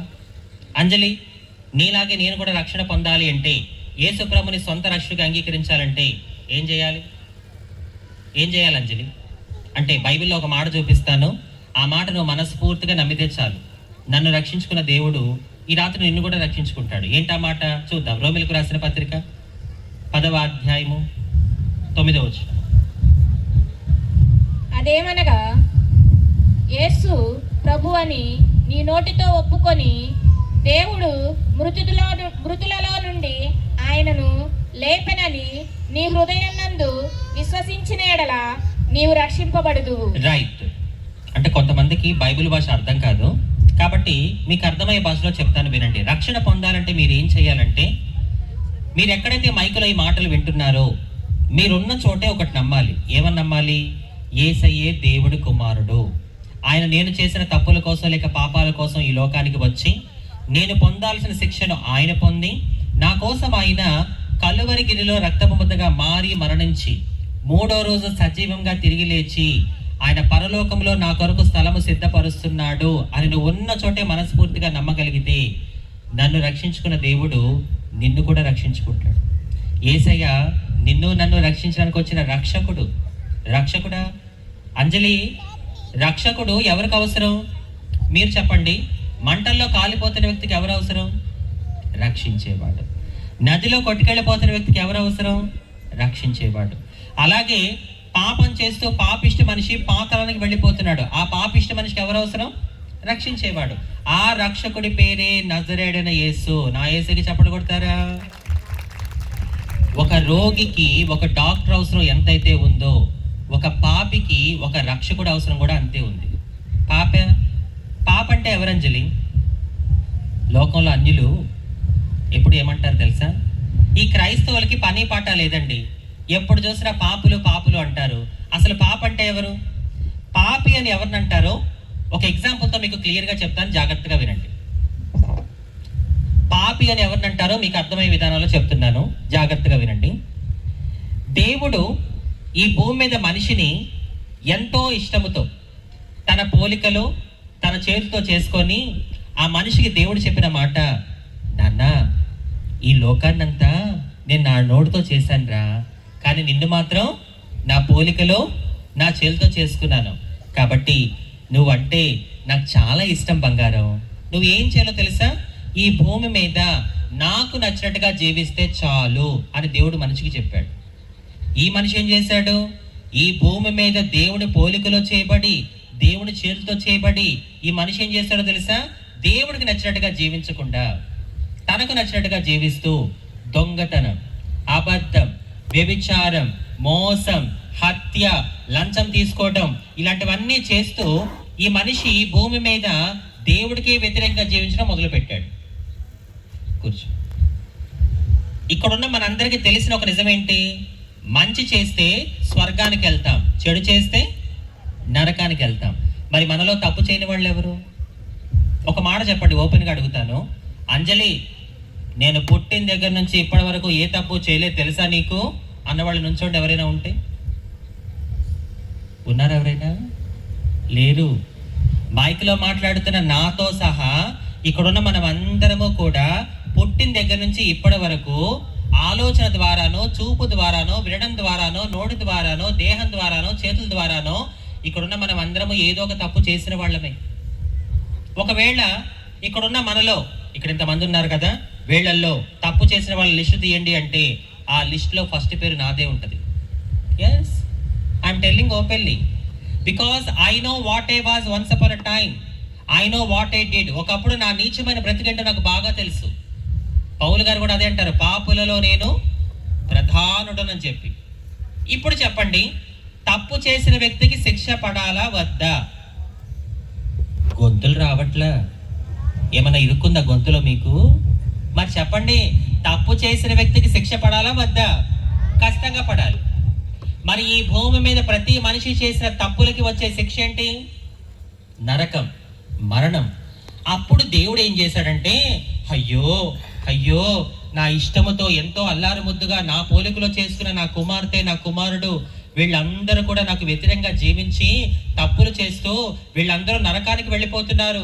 అయ్యో, అలా జరగడానికి వీల్లేదే, నేను ఎంతో ఇష్టంతో వీళ్ళని భూమి మీద చేసుకున్నానే, వీళ్ళందరూ తప్పులు చేసి నరకానికి వెళ్ళిపోతున్నారు, అస్సలు అలా జరగకూడదు, ఎందుకంటే నేను వీళ్ళందరినీ చాలా ప్రేమించానని చెప్పి అప్పుడు దేవుడు ఏం చేశాడంటే తన ఏకైక కుమారుడైన యేసయ్యని ఈ లోకానికి పంపించాడు. ఆ యేసయ్య ఎందుకు వచ్చాడు? నువ్వు నేను ఈ భూమి మీద చేసిన తప్పులకి లేక పాపాలకి ఆయన శిక్ష అనుభవించడానికి వచ్చి ఆయన మన కోసం రక్తం చిందించాడు. మనకున్న గ్రంథాలు ఘోషించి చెప్పే ఒక మాట ఏంటో తెలుసా? రక్త ప్రోక్షణం, పాప వినాశనం. ఏంటిది? రక్త ప్రోక్షణం, పాప వినాశనం. దాని అర్థం ఏంటి అంజలి? దాని అర్థం ఏంటంటే ఈ భూమి మీద ప్రతి మనిషి చేసిన తప్పులకి లేక పాపాలకి రక్తము చిందించబడితేనే పాప విముక్తి కలుగుతుంది. మరి ఈ భూమి మీద ప్రతి మనిషి చేసిన తప్పులకి రక్తం చిందించింది ఎవరు? ప్రభువైన యేసుక్రీస్తు. అప్పుడు ఎవరైతే ఆ యేసయ్యని, యేసయ్యా నువ్వే నా రక్షకుడివి, నిజమే కదా, ఈ భూమి మీద నేను దేవుడి పోలికలో చేయబడి దేవుడి చేతితో చేయబడి ఈ భూమి మీద నేను చాలా తప్పులు చేశాను, వాస్తవానికి నేను చేసిన తప్పులకు నేను ఖచ్చితంగా నరకానికి వెళ్ళిపోవాల్సిందే, అన్ని తప్పులు చేశాను, కానీ నా కోసం నువ్వు బలయ్యావు, నేను చేసిన తప్పుల కోసం నువ్వు రక్తం చిందించావు. ఒకవేళ ఈ భూమి మీద నేను చేసిన తప్పులకి శిక్ష అనుభవించాల్సి వస్తే, చనిపోవలసి వస్తే నా భార్య చేతులు ఎత్తేస్తుంది, నా భర్త పక్కకి వెళ్ళిపోతాడు, నా పిల్లలు కూడా పట్టించుకోరు. ఈ భూమి మీద నేను చేసిన తప్పులకి ప్రాణం పెట్టేవారు ఎవరూ లేరు. కానీ ఈ భూమి మీద నేను చేసిన తప్పుల కోసం ప్రాణం పెట్టిన వారు ఎవరైనా ఉన్నారు అంటే అది నువ్వే యేసయ్యా. అంటే దాని అర్థం, యేసయ్యా ఈ ప్రపంచంలో అందరికన్నా నువ్వే నన్ను ఎక్కువగా ప్రేమిస్తున్నావు, కాబట్టి నువ్వే నా రక్షకుడు యేసయ్యా అని చెప్పి ఎవరైతే మనస్ఫూర్తిగా నమ్ముతారో ఆ వ్యక్తికి నరకానికి వెళ్ళవలసిన అవసరము ఉండనే ఉండదు. నమ్మిన వాళ్ళు చప్పట్లు కొట్టండి యేసయ్యకి, గట్టిగా గట్టిగా యేసయ్యకి చప్పట్లు కొట్టాలి. దొండపాడు గ్రామములో మైకు ద్వారా అయినా మాటలు పెట్టిన ప్రియ సహోదరి సహోదరుడా, యేసయ్య మాట్లాడుతున్న ఈ చివరి 2 నిమిషాల మాటలు చాలా జాగ్రత్తగా వింటావా? ఏంటి? యేసయ్య మాట్లాడుతున్న చివరి 2 నిమిషాల మాటల ఏంటవి? జాగ్రత్తగా వినండి. ఇహలోకంలో మనిషి తనకున్న జ్ఞానాన్ని బట్టి, తనకున్న శక్తిని బట్టి, తనకున్న స్థితిగతులను బట్టి ఆ మనిషికి ఏమన్నా చెప్పుకునే అవకాశం ఉంది. కొంతమంది నేను జ్ఞానిని అంటుంటారు. కొంతమంది నా అంత గొప్పవాడు ఈ లోకంలో ఎవరూ లేరు తెలుసా అంటుంటారు. మరికొంతమంది నేనే దేవుణ్ణి అని చెప్పుకునేవారు కూడా లేకపోలేదు ఈ లోకంలో. అయితే ఎవరైనా ఒక వ్యక్తి ఆ వ్యక్తి నేనే దేవుణ్ణి అని చెప్పుకుంటున్నాడు అంటే అలా చెప్పుకునే వ్యక్తి దేవుడా కాదా అని నిర్ధారించేది ఏది? మీలో ఎవరైనా దీనికి జవాబు చెప్తారా? ఎనీబడి? ప్రశ్న అర్థమైందా? సరే, ప్రశ్న జాగ్రత్తగా వినండి. జవాబు ఏం చెప్పాలో కూడా అప్పుడు అర్థమవుతుంది. ఈ భూమి మీద ఎవరైనా ఒక వ్యక్తి ఆ వ్యక్తి నేనే దేవుణ్ణి అని చెప్పుకుంటున్నాడంటే, అరే ఈ వ్యక్తి నేనే దేవుణ్ణి అంటున్నాడు కదా, అలా చెప్పుకుని ఈ వ్యక్తి దేవుడా కాదా అని నిర్ధారించేది ఏది? ఏది నిర్ధారిస్తుందో తెలుసా? మరణం నిర్ధారిస్తుంది ఆ వ్యక్తి దేవుడా కాదా అనేది. ఎందుకంటే దేవుడు మాత్రమే మరణాన్ని జయించగలడు. మరణం ఎవరినైతే జయిస్తుందో ఆ వ్యక్తి ఎప్పటికీ దేవుడు కాలేడు. మరణానికి ఉన్న శక్తి ఏంటో తెలుసా? నువ్వు ఎంత గొప్ప అందగాడివైనా, ఎంత గొప్ప అందగత్తెవైనా, మిస్ వరల్డ్, మిస్టర్ వరల్డ్ అంటుంటారు కదా, richest man in the world, ప్రపంచంలో నువ్వు ఎంత గొప్ప ధనవంతుడివైనా, ఎంత గొప్ప జ్ఞానివైనా, సోషల్ మీడియాలో నీకు ఎంతమంది ఫాలోవర్స్ ఉన్నా, ఎన్ని లైక్స్ ఉన్నా, ఒకరోజు ఖచ్చితంగా నువ్వు మరణానికి తలవంచాల్సిందే. ఆ మరణం చెప్పే మాట ఏంటో తెలుసా? ఏయ్ నువ్వు ఎవరివైతే నాకేంటి, ఒకరోజు నువ్వు నా మాట వినాల్సిందే, నాకు లోబడాల్సిందే అంటుంది మరణం. కానీ అలాంటి మరణాన్ని సైతం తనకి లోపరుచుకున్నవాడు, అలాంటి మరణాన్ని కూడా తనకు తలవంచేలా చేసుకున్నవాడు, అది ఈ లోకములో మన యేసయ్యకి మాత్రమే సాధ్యమైంది. ఈ భూమి మీద వాళ్ళు ఎంత గొప్పవాళ్ళైనా కావచ్చు. I'm so happy to share this. నేను చాలా సంతోషంతో చెప్తున్నాను ఈ మాట. ఈ భూమి మీద వాళ్ళు ఎంత గొప్పవాళ్ళైనా కావచ్చు, వాళ్ళందరికీ జయంతి ఉంది, వర్ధంతి ఉంది. కానీ తిరిగి లేచిన 3వ దినం, అదే పునరుద్ధాన దినం, నేను ప్రకటిస్తున్న యేసయ్యకి మాత్రమే ఉంది. ఆయన మరణాన్ని గెలిచాడు. ఈ రాత్రి నిన్ను కూడా గెలిపించగల సమర్థుడు. లోకం అంటుంది అందరిలాగే యేసయ్య పుట్టాడండి, అందరిలాగే యేసయ్య మరణించాడండి.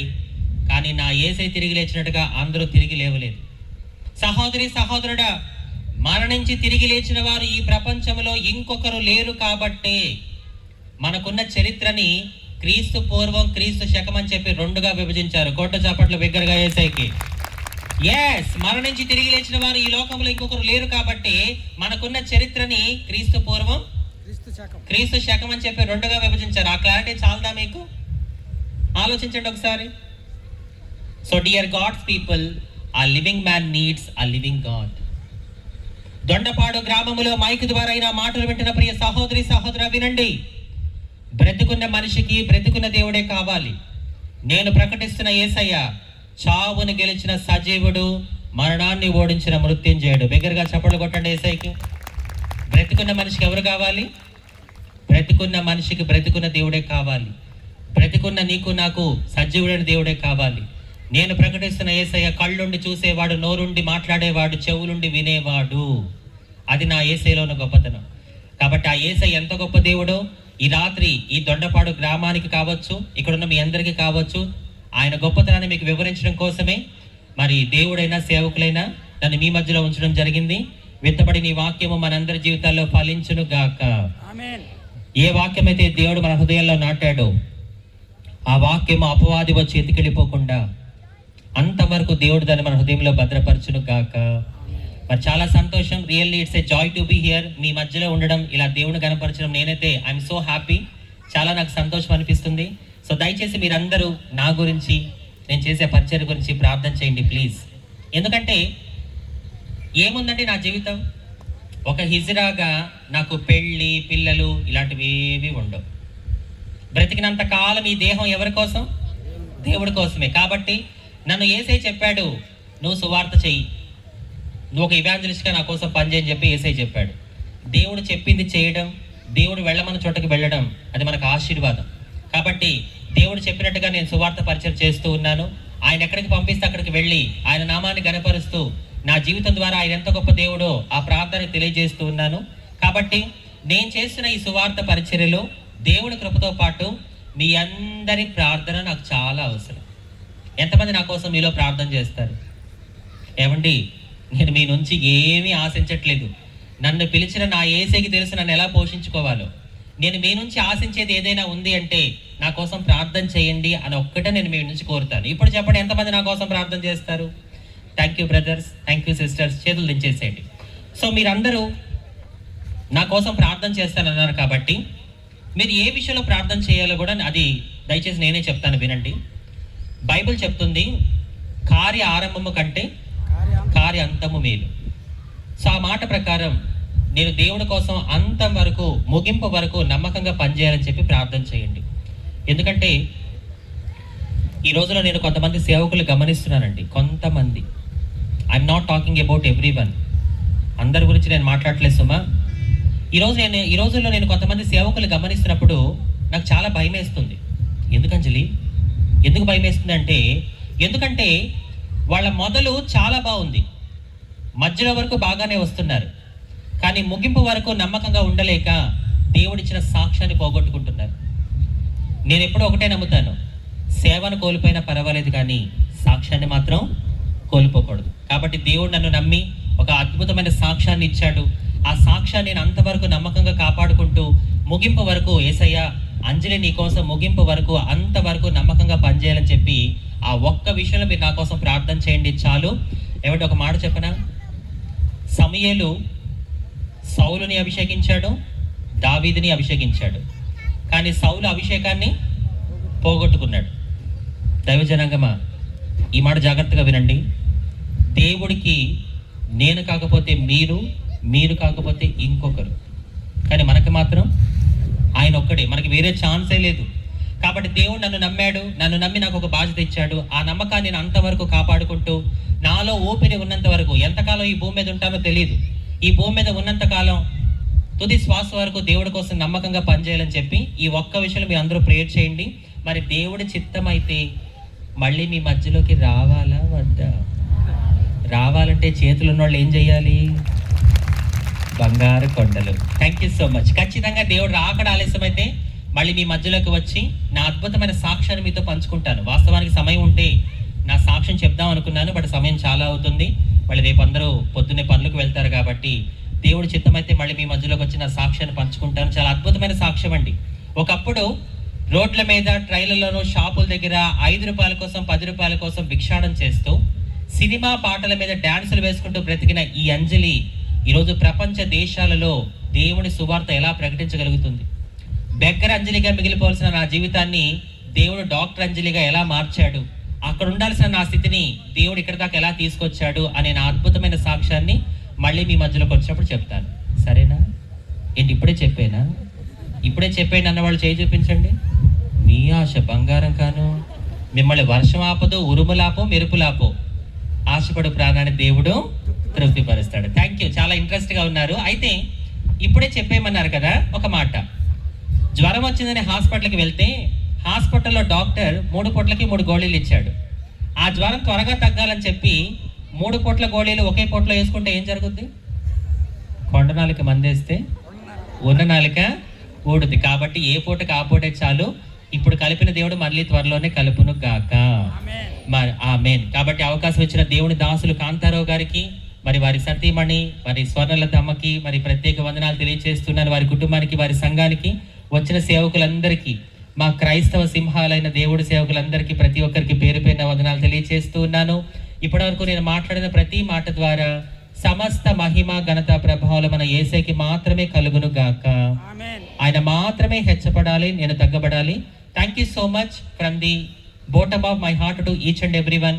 ప్రతి ఒక్కరికి పేరు పేరున వందనాలు తెలియజేస్తున్నాను. So please stand up. అందరూ లేచి నిలబడి మీ కొరకు ప్రార్థన చేస్తాను. మీలో చాలా మంది మరి ప్రేయర్ చేయించుకోవాలని వచ్చారు కనుక ఒక్కొక్కరికి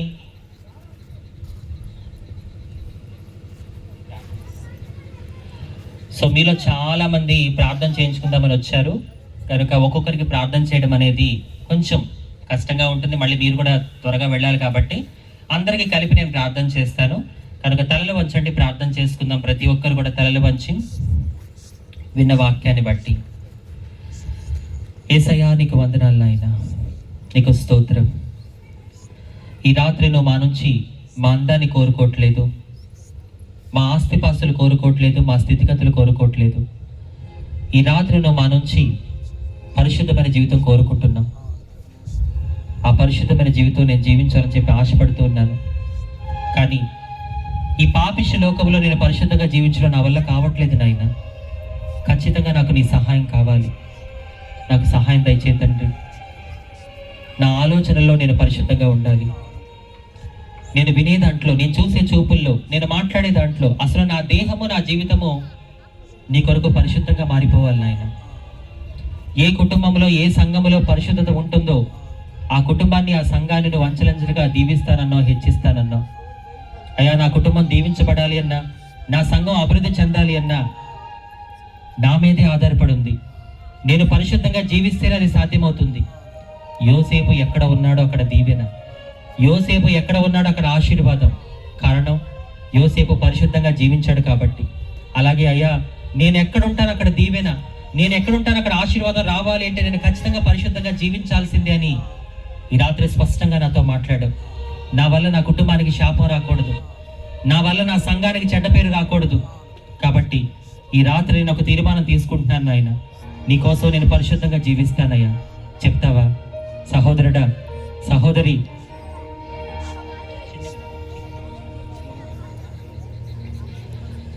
పాపం వల్ల వచ్చు జీతం మరణం. నువ్వు చేసే పాపం నిన్ను పనికి రాకుండా చేస్తుంది, ఫైనల్గా నిన్ను పాతాళానికి నడిపిస్తుంది. వద్దు ఆ తప్పుడు జీవితం, ఆ పాపపు జీవితం వద్దు. నీ భార్య నమ్మకాన్ని నువ్వు పోగొట్టుకోకు, నీ భర్త నమ్మకాన్ని నువ్వు పోగొట్టుకోకు. నా ప్రియ సహోదరి, తమ్ముడు, చెల్లి, అమ్మా నాన్నలకి నువ్వంటే చాలా నమ్మకం. ఇంట్లో ఉన్నప్పుడు వాళ్ళతో ఉంటున్నావు. నువ్వు కాలేజ్ అని చెప్పి, ఎగ్జామ్స్ అని చెప్పి, ట్యూషన్ అని చెప్పి బయటికి వెళ్ళి ఎన్ని వేషాలు వేస్తున్నారు వాళ్ళు చూడట్లేదు. అలాంటి తల్లిదండ్రుల్ని మోసం చేస్తే తర్వాత నువ్వు శాపాన్ని కూడా తెచ్చుకోవాల్సి వస్తుంది. జాగ్రత్త తమ్ముడు, చెల్లి, వద్దు ఆ పాపపు జీవితం వద్దు. నువ్వు నైట్ పూట అందరూ పడుకున్న తర్వాత ఫోన్లో ఏం చూస్తున్నావో దేవుడు చూస్తున్నాడు. మీ అమ్మా నాన్న కళ్ళు నువ్వు కప్పుతున్నావేమో, దేవుడి కళ్ళు నువ్వు కప్పలేవు. గుర్తుపెట్టుకో తమ్ముడు, చెల్లి, ఆ పాపిష్ట జీవితం మనకి వద్దు.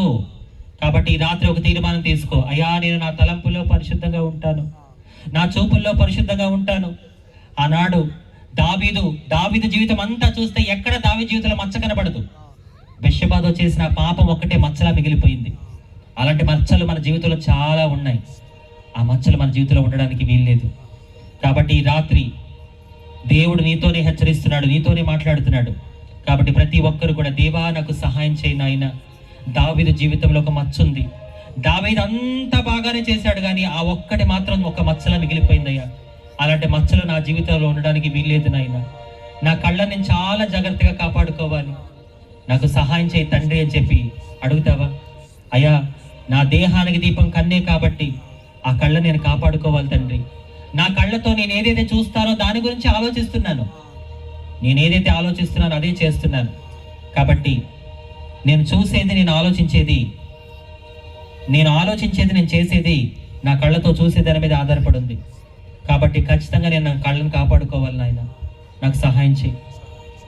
సంసోన్లా నేను అవ్వాలనుకోవట్లేదు అయ్యా. సంసోను విషయంలో నువ్వు ఎంత బాధపడి ఉంటావో.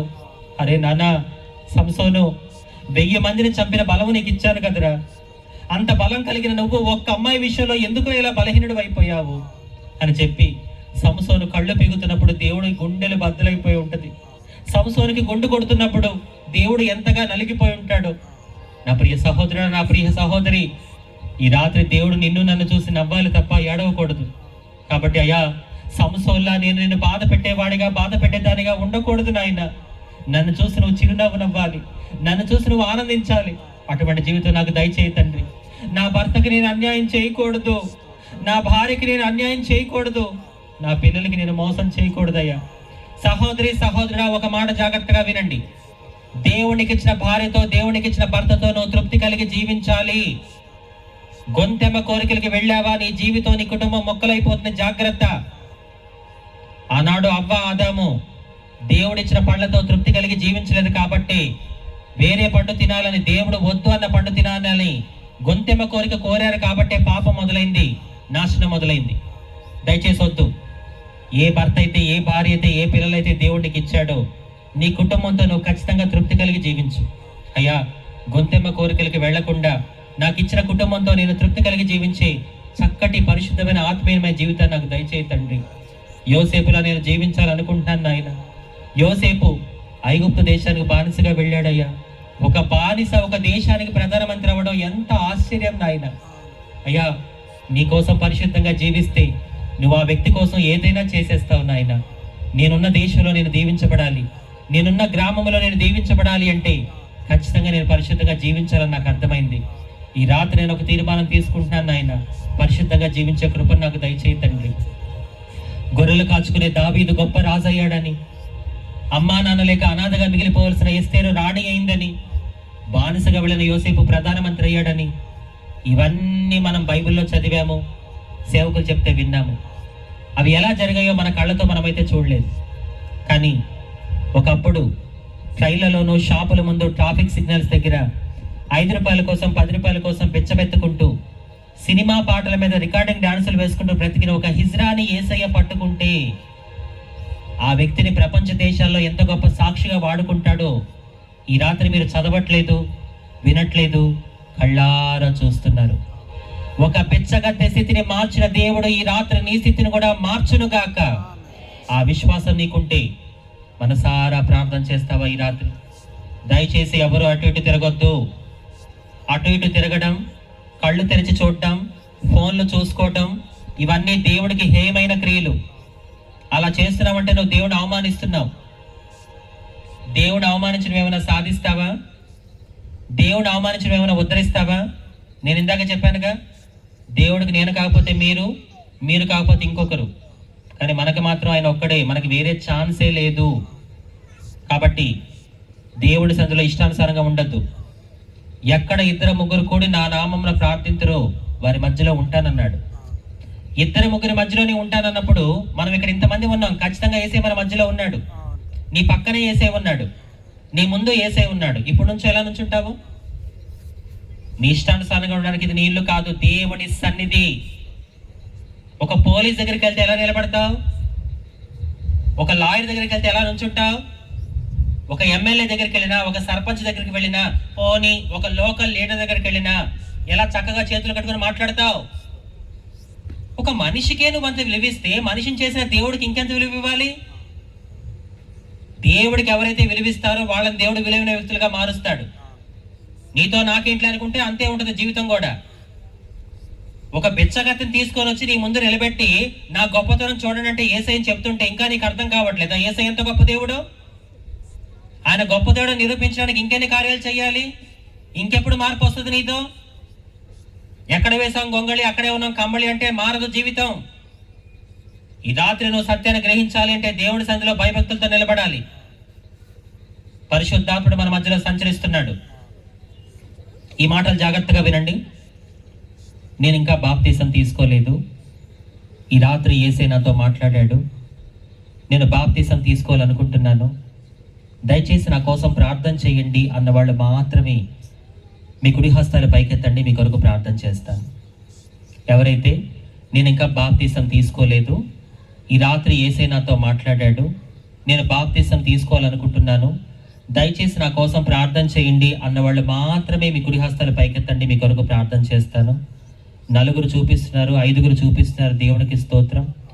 6 చూపిస్తున్నారు, దేవునికి స్తోత్రం. చేయి పూర్తి పైకెత్తండి ప్లీజ్. అందరూ కళ్ళు మూసుకోండి. బాప్తీసాల కోసం ఎవరైతే చేతులు ఎత్తుతున్నారో, చేతులు ఎత్తారో, దయచేసి మీరు వేదిక ముందుకు రండి, మీకు నూనె రాసి ప్రార్థన చేస్తాను. ఎవరైతే బాప్తీసాల కోసం చెయ్యి పైకెత్తారో చెయ్యి ఎత్తి రాకుండా ఉండద్దు, దేవుడు చూశాడు, మళ్ళీ దేవుడికి లెక్కప్ప చెప్పాలి. ఎవరైతే చెయ్యి పైకి చూపించారో వాళ్ళు వేదిక ముందుకు రండి, మీకు నూనె రాసి ప్రార్థన చేస్తాను. ఇక్కడ నుంచోండి అమ్మా, వచ్చి ముందుకు వచ్చి నుంచోండి. సిగ్గుపడద్దు, భయపడద్దు. ఈ రాత్రి దేవుడు మన మధ్యలో, పరిశుద్ధాత్ముడు మన మధ్యలో సంచరిస్తున్నాడు. బాప్తీసాల కోసం, ఓన్లీ బాప్తీసాల కోసం చెయ్యెత్తిన వాళ్ళు మాత్రమే రండి ముందుకి. ఇక్కడ ఉంచండి. బలవంతం ఏమీ లేదండి. కొంచెం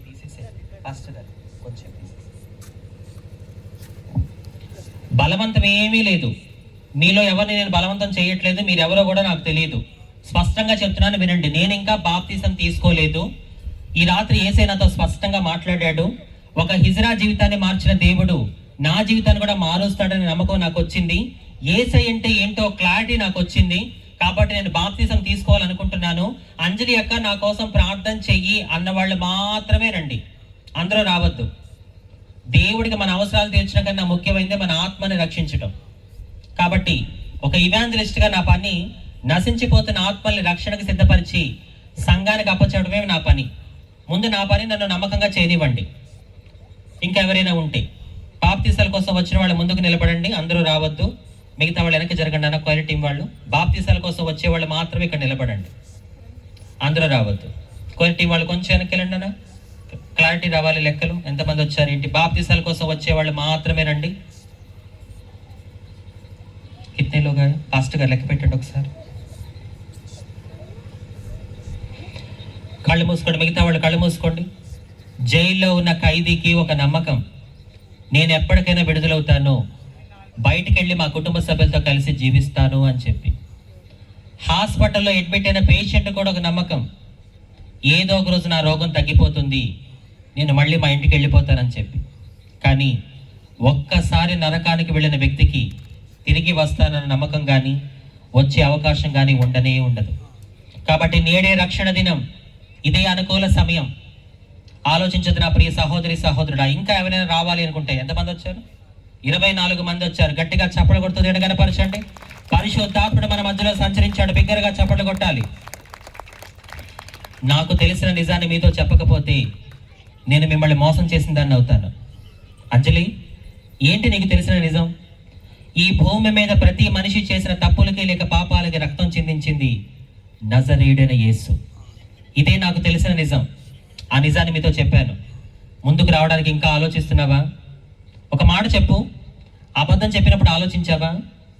నీ భార్యకి, నీ భర్తకి, మీ అమ్మా నాన్నకి తెలియకుండా వ్యభిచారం చేస్తున్నప్పుడు ఆలోచించావా? లంచం తీసుకుంటున్నప్పుడు ఆలోచించావా? ఒకళ్ళ మీద ఉన్నవి లేనివి పుట్టిస్తున్నప్పుడు ఆలోచించావా? అవన్నీ చేస్తున్నప్పుడు ఆలోచించని నువ్వు ఇప్పుడు ఎందుకు ఆలోచిస్తున్నావు? దయచేసి ఆలోచించద్దు.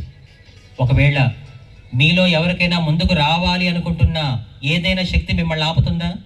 అంజలి అక్క, నేను ముందుకు రావాలనుకుంటున్నా, కానీ ఏదో శక్తి నన్ను ఆపుతూ, నన్ను అనుమానంలో పడేస్తూ, వెళ్ళాలా వద్దా అనే ప్రశ్నలోనే నన్ను ఉంచేసింది అని నువ్వు అనుకుంటే, అలా ఫీల్ అవుతుంటే, ఆ శక్తి ఏంటో కాదు, సాతాను.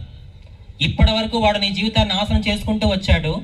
ఇక ముందు కూడా నీ జీవితాన్ని నాశనం చేసేసి ఫైనల్గా నిన్ను నరకంలో పడేయాలనేది వాడి ప్లాను. కాబట్టి ఒక మాట వినండి. ఎవరైతే ముందుకు రావాలనుకుంటున్నా రాలేకపోతున్నారో, బైబిల్లో మీకు ఒక మాట జ్ఞాపకం చేస్తాను. ఆ మాట చెప్పండి. దేవుడికి లోబడి ఉండుడి, అపవాదిని ఎదురించుడి, అప్పుడు వాడు నీ యొద్ద నుండి పారిపోవును. యేసు నామములో నిన్ను ముందుకు రాకుండా ఆపుతున్న అపవాది శక్తి ఈ క్షణమే నీ నుంచి వెడలిపోవును గాక. కాబట్టి ఇంకా ఎవరైనా ముందుకు రావాలి అనుకుంటే 24 మందిలో వచ్చి జాయిన్ అవ్వండి. ఫైనల్ కాల్ పిలుస్తున్నాను. ఈరోజు ఈ దొందపాడు గ్రామంలో ఒక హిజ్రా గుండెల మీద చెయ్యేసుకుని ధైర్యంగా చెప్పే మాట, ఈ క్షణం నేను కన్ను మూసిన మరుక్షణం పరలోకంలో కన్ను తెరవగలను అన్న నమ్మకం నాకుంది. ఈ నమ్మకం నేను పొందుకున్న రక్షణ ద్వారా నాకు వచ్చింది. ఆ రక్షణ నీకు కావాలి అంటే దయచేసి 24 మందితో వచ్చి జాయిన్ అవ్వండి. మీ కొరకు ప్రార్థన చేస్తాను. Very good. 24 కాస్త 25 అయ్యారు. గట్టిగా చప్పట్లు కొట్టండి దేవుడికి. విచిత్రం చూడండి, వచ్చిన 25 మందిలో 95% అందరూ యవనస్తులే ఉన్నారు. బిగ్గరగా చప్పట్లు కొట్టాలి దేవుడికి. ఈ కాలంలో యవనస్తులు సైన్స్ అంటున్నారు, దేవుడు లేడంటున్నారు, లాజిక్లు మాట్లాడుతున్నారు. అలాంటి యవనస్తుల్ని కూడా పరిశుద్ధాత్మ దేవుడు ముందుకు వచ్చేలా చేశాడు. దేవుడికి మహిమ కలుగును గాక. ఒక మాట చెప్పనా, మీలో బాప్తీసాలు తీసుకొని వాళ్ళు ఇంకా చాలా మంది ఉన్నారు, కానీ మీరు రాలేదే, వీళ్ళే వచ్చారు. కారణం ఏంటో తెలుసా? పరిశుద్ధాత్మ దేవుడు 25 మంది మనోనేత్రాలు తెరిచాడు. సత్యాన్ని గ్రహించే మనసు పరిశుద్ధాత్ముడు వీళ్ళకి ఇచ్చాడు. కాబట్టి మీకు లేని ధన్యత వీళ్ళు పొందుకున్నారు.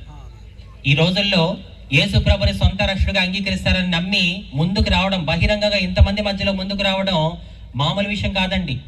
ఇది కేవలం దేవుడి ద్వారా జరిగిన కార్యం మాత్రమే.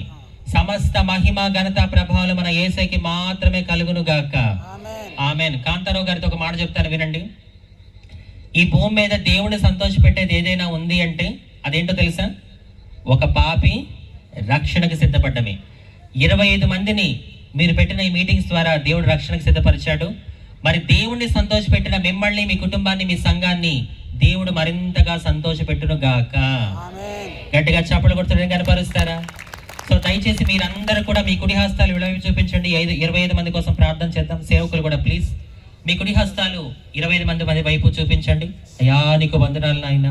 మా దైవజనులు కాంతారావు గారు, స్వర్ణలతమ్మ, వారి సంఘము, వారి కుటుంబము ఎంతో ప్రయాసపడి ఈ 3 రోజుల సభలు చేపట్టారు. వారి ప్రయాస ఒక్కటే, ఈ సభలో ఒక్క ఆత్మైన రక్షించబడకపోతుందా, దేవునికి నాకు ఇచ్చిన బాధ్యతని నమ్మకంగా నేను నిర్వర్తించకపోతానని చెప్పి వారి ఆశపడు ప్రాణాన్ని తృప్తిపరుస్తానన్నట్టుగా ఈ రాత్రి 25 మందిని రక్షణకు సిద్ధపరిచావు నాయన. అందులో 95% యవనస్తులు ఉన్నారు. అందరూ బట్టి నీకు స్తోత్రం తండ్రి. అయ్యా భూమి మీద నిన్ను సంతోషపెట్టే కార్యం ఈ రాత్రి దొండపాడు గ్రామంలో జరిగింది. 25 మందిని ఈ రాత్రి నీ చేతులకు అప్పగిస్తూ ఉండగా త్వరలోని 25 మంది తండ్రి కుమార పరిశుద్ధాత్ముడి నామములో నీటి బాప్తిసము పొందుకొందురు గాక. వీరి మనసు మారేలోపి వీరు రక్షించబడుదురు గాక. వీరు రక్షణ పొందుకున్న తర్వాత కుడికైనా ఎడమకైనా తొట్టిల్లకుండా అంతవరకు నమ్మకంగా జీవించి జీవ గ్రంథంలో వీరి పేరు లిఖించబడే విధంగా, పరలోకంలో వీరు స్థానం సంపాదించుకునే విధంగా అటువంటి ఆత్మీయత దేవుడు 25 మందికి దయచేయును గాక. ఆమేన్. ఈ సమయంలో ఈ 25 మందికి నేను నూనె రాసి ప్రార్థన చేస్తూ ఉంటాను. మీరు కూడా ప్రార్థన చేయండి. ఇంకా ఎవరైనా దేవుడు కదిలిస్తాడేమో, మీ ప్రార్థన ఆలకించి ఇంకా మీ మధ్యలో బాప్తిసాలు తీసుకునే వాళ్ళని దేవుడు ముందుకు నడిపిస్తాడేమో. మీరు ప్రార్థన చేస్తూ ఉండండి. అస్మా సిస్టర్ ఒక పాట పాడుతూ ఉంటారు. అందరూ దేవుడిని ఆరాధించుకుందాము. కన్నుల జారిన కన్నీలు తడిపిన దేవుని పాదాలు, ఇప్పటి నుండి నీ కళ్ళు చూచును దేవుని కార్యాలు. కన్నుల జారిన కన్నీలు తడిపిన దేవుని పాదాలు, ఇప్పటి నుండి నీ కళ్ళు చూచును దేవుని కార్యాలు. ఉండిలే దీవెనా ఎందుక వేదనా